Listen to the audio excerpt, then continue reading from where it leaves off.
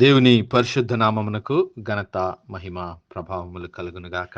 హల్లెలూయా. మరొకసారి ఈ అనుదిన బైబిల్ ధ్యానములకు మీ అందరినీ మన రక్షకుడు ప్రభువైన యేసు క్రీస్తుల వారి పరిశుద్ధ నామములో ప్రేమతో ఆహ్వానిస్తున్నాను. ప్రియులారా, యేసు క్రీస్తు ప్రభుల వారు బోధించినటువంటి ఉపమానములు దేవుని పరలోక రాజ్యపు మర్మములు, దేవుని పరలోక రాజ్యపు ప్రవేశములు. మరి వాటిని మనము శ్రద్ధగా ధ్యానించినట్లయితే ఆత్మీయ సత్యములను, మర్మములను మనం గ్రహించగలం. మార్కు సువార్త 4వ అధ్యాయంలో రాయబడినటువంటి మరి మొలకెత్తేటటువంటి విత్తనమును గూర్చిన ఉపమానము క్రీస్తు ప్రభుల వారు బోధిస్తున్నాడు. ఆయన అన్నాడు, ఒక మనుష్యుడు భూమిలో విత్తనం చల్లి రాత్రింబవళ్ళు నిద్రించుచు మేల్కొనుచు ఉండగా వానికి తెలియని రీతిలో ఆ విత్తనం మొలిచి పెరిగినట్లే దేవుని రాజ్యమున్నది. భూమి మొదట మొలకను, తర్వాత వెన్నును, అటు తర్వాత వెన్నులో ముదురు గింజలను తనంతట తానే పంటను పండిస్తుంది. కోతకాలం వచ్చినప్పుడు సేద్యగాడు వెంటనే కొడవలి పెట్టి కోయును అని చెప్పెను. పిల్లరా, ఇక్కడ యేసు క్రీస్తు ప్రభుల వారు మరి దేవుని రాజ్యాన్ని గురించి వివరిస్తూ, అది ఒక మనుష్యుడు భూమిలో విత్తనాన్ని పోలి ఉంటూ ఉంది. ఆ మనుష్యుడు భూమిలో విత్తనాన్ని విత్తి మరి ఆయన రాత్రింబగళ్ళు నిద్రిస్తూ ఉన్నప్పుడు ఆయనకు తెలియని రీతిలో ఆ విత్తనము మొలకెత్తుతుంది.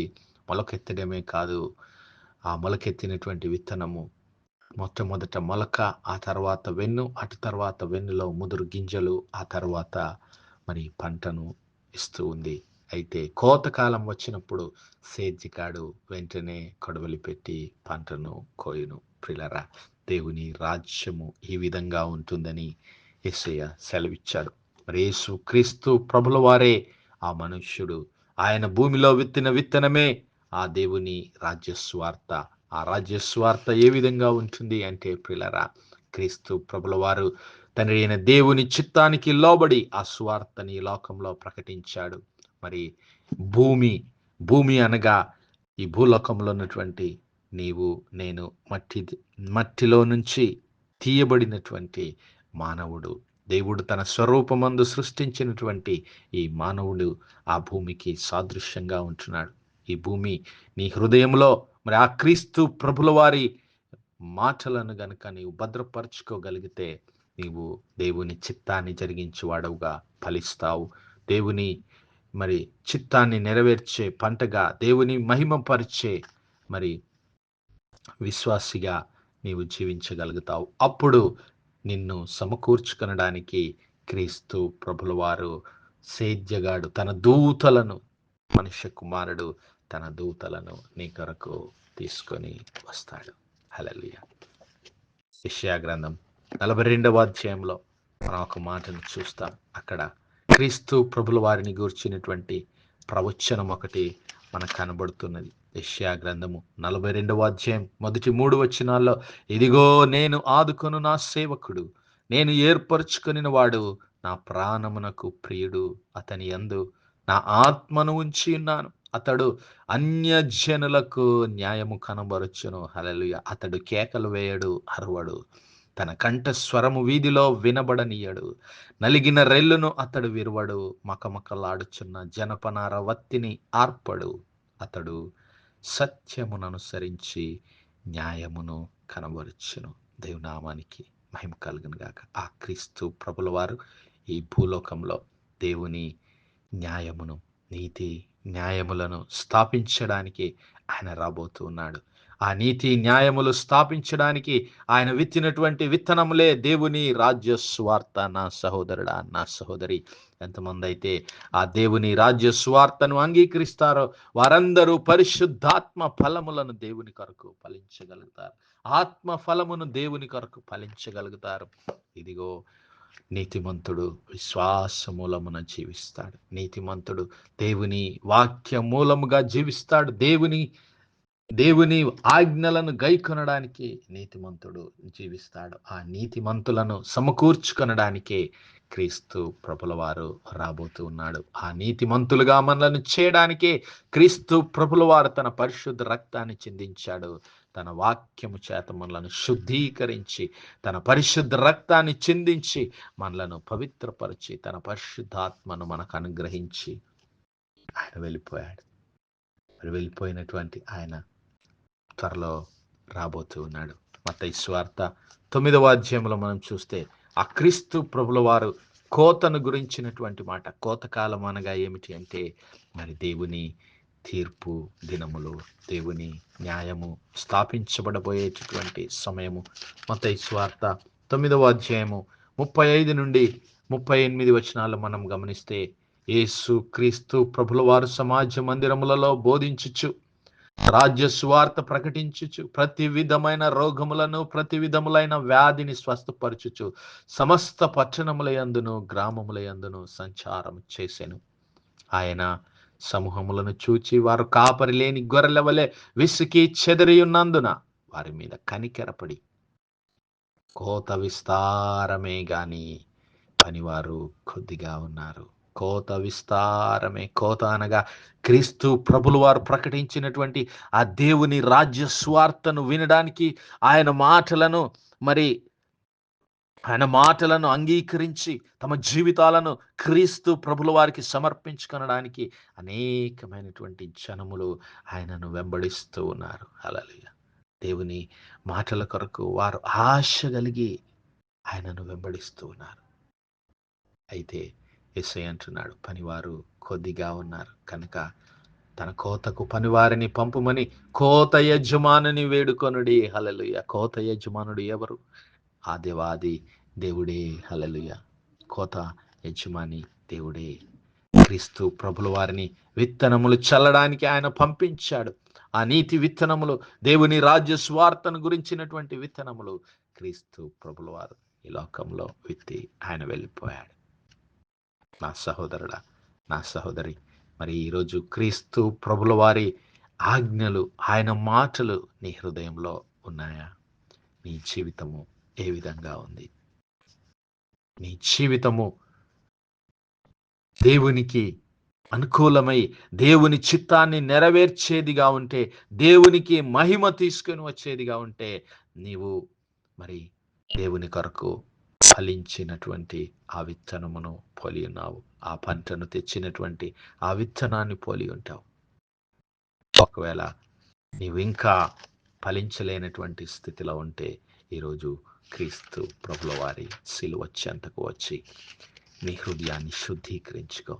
నీలో ఉన్నటువంటి బలహీనతలను, నీలో ఉన్నటువంటి తిరుగుబాటును ఆయన సిలువ చెంత విడిచిపెట్టినట్లయితే నిన్ను క్షమించడానికి సిద్ధమైనటువంటి మనస్సు కలిగినటువంటి వాడు క్రీస్తు ప్రభుల వారు తన శక్తి చేత నిన్ను నింపి నీలో ఉన్న ప్రతి పాపమును, దోషమును, కల్మషమును తీసివేయడానికి, క్షమించడానికి యేసయ్య సిద్ధంగా ఉన్నాడు.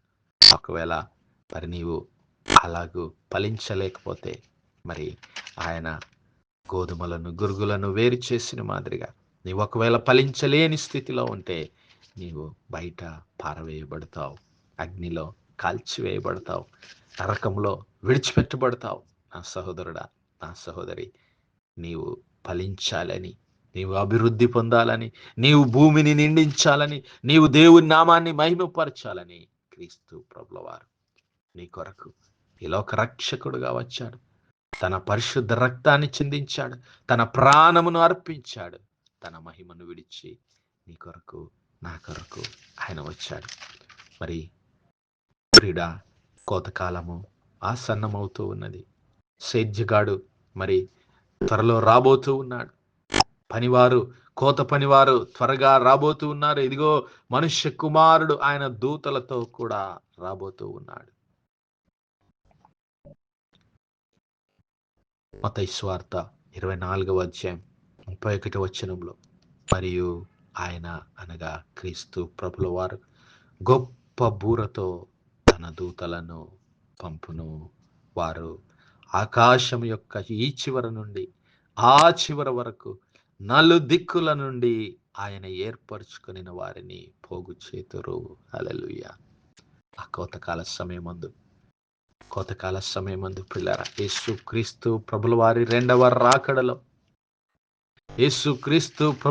రెండవ రాకడలో ఆయన దూతలు ఆయనతో కూడా వస్తారు. భూమి యొక్క ఈ చివర నుండి ఆ చివర వరకు, ఆకాశం యొక్క ఈ చివర నుండి ఆ చివర వరకు, నలుదిక్కుల నుండి ఆయనను ఏర్పరచుకున్న వారిని, అనగా ఫలించినటువంటి వారు, దేవుని కొరకు ఫలించినటువంటి వారిని సమకూర్చుకోవడానికి, పంట సమకూర్చుకోవడానికి ఆ మనుష్య కుమారుడు క్రీస్తు ప్రభుల వారు తిరిగి రాబోతూ ఉన్నాడు. తన మహిమతో మనుష్య కుమారుడును ఆయనతో కూడా సమస్త దూతలను వచ్చినప్పుడు ఆయన తన మహిమ గల సింహాసనం మీద ఆసీనుడయ్యుండును. అప్పుడు సమస్త జనములు ఆయన ఎదుట పోగు చేయబడుదురు.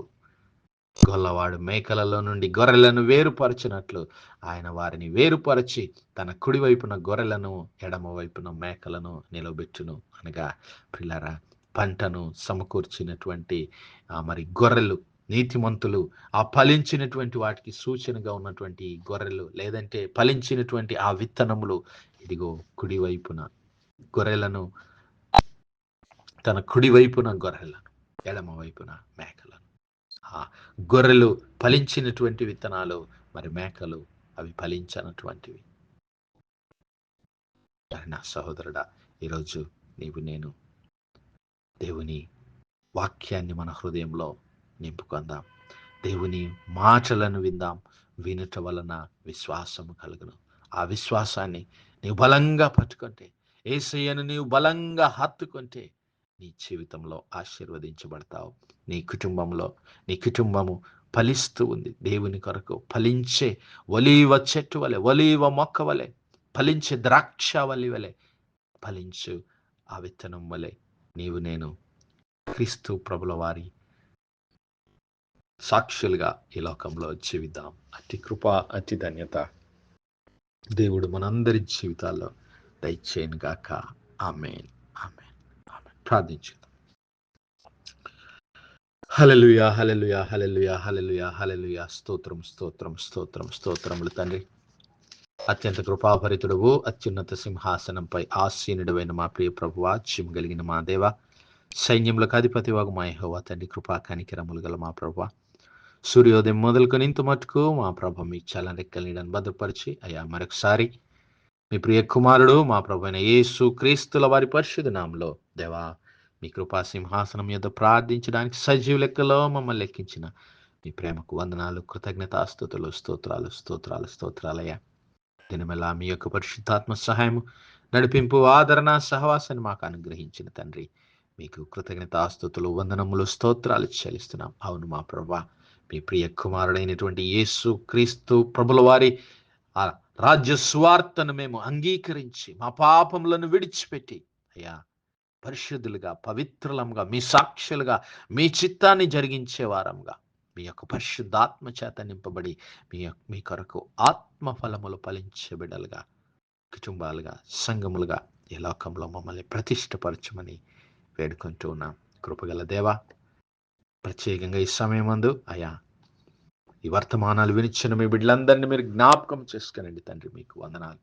బలహీనులుగా ఉన్నటువంటి బిడ్డలను యేసయ్యా మీ యొక్క పరిశుద్ధాత్మ శక్తి చేత బలపరచుమని వేడుకుంటున్నాం. కృంగిన వారిని లేవనెత్తే ప్రభుడవయ్యా, మీరు విడిచిపెట్టే దేవుడు కాదు ప్రభువా. జిగటగల ఊబిలో నుండి, పాపపు ఊబిలో నుండి నీవు లేవనెత్తి ఫలించు ద్రాక్షవల్లులుగా మమ్మలను చేసే దేవుడవయ్యా, మీకు స్తోత్రాలు. అయ్యా మా యవన బిడ్డలను మరొకసారి దర్శించండి ప్రభు. మీ యొక్క పరిశుద్ధాత్మ శక్తి చేత నింపండి. అయ్యా అనారోగ్యంగా ఉన్నటువంటి బిడ్డలను యేసయ్యా మీ గాయపడిన హస్తం చేత ముట్టి సంపూర్ణ స్వస్థత, బలమును దయచేయమని వేడుకుంటున్నాం. కృపగల దేవా, దేశ విదేశాల్లో ఉన్న మా ప్రియ కుటుంబాలన్నిటిని దీవించి ఆశీర్వదించి మీ కృపలో భద్రపరచమని, సమస్త మహిమ, ఘనత, ప్రభావాలు మీ నామానికే చెల్లిస్తూ మా ప్రభును, మీ ప్రియ కుమారుడు, మా రక్షకుడైన యేసు క్రీస్తుల వారి పరిశుద్ధ నామమున ప్రార్థించి వేడుకుంటున్నాం మా పరలోకపు తండ్రి. Amen, amen, amen. God bless you all. Praise the Lord. Shalom.